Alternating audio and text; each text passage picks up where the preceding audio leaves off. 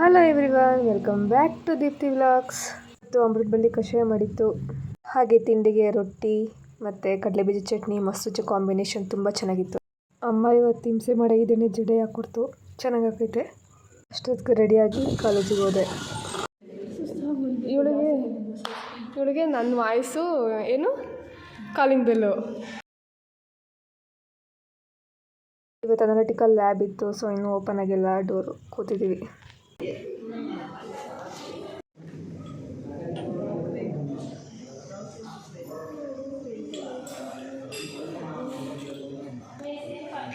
ಎರಡೆರಡು ಬ್ಯಾಚವರು ಒಂದೊಂದು ಎಕ್ಸ್ಪೆರಿಮೆಂಟ್ ಮಾಡ್ತಿದ್ವಿ. ಇನ್ಸ್ಟ್ರೂಮೆಂಟ್ ಒಂದೇ ಇರೋದು ಅಂತ ನಾನು ಇಶ್ಯೂ ಕೂತಿದ್ದೀವಿ ಇಲ್ಲಿ.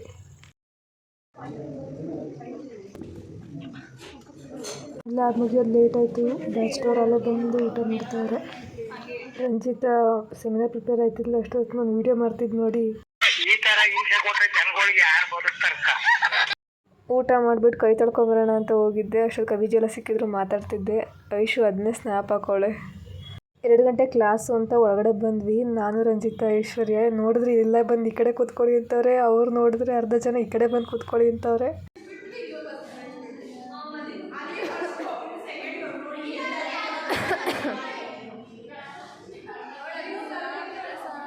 ಗಂಟೆ ಆದರೂ ಸರ್ ಬರಲಿಲ್ಲ, ಅವ್ರನ್ನ ವೆಯ್ಟ್ ಮಾಡ್ತಿದ್ವಿ. 1 ಅವರ್ ಕ್ಲಾಸ್ ಆದಮೇಲೆ ಸೆಮಿನಾರ್ ಇತ್ತು 3 ಜನದ್ದು.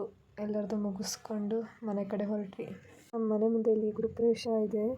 ಇವರು ನಾವು 4 ವರ್ಷದಿಂದ ಬಂದಾಗ ಇನ್ನೂ ಫೌಂಡೇಶನ್ ಇತ್ತು, ಇವಾಗ ಫಿನಿಶಿಂಗ್ ಮಾಡಿ ಗೃಹಪ್ರವೇಶ ಮಾಡ್ತಾವ್ರೆ. ಗಾಯ್ಸ್, ಇದಾಗಿತ್ತು ಇವತ್ತಿನ vlog. Thank you for watching. Like, share, subscribe.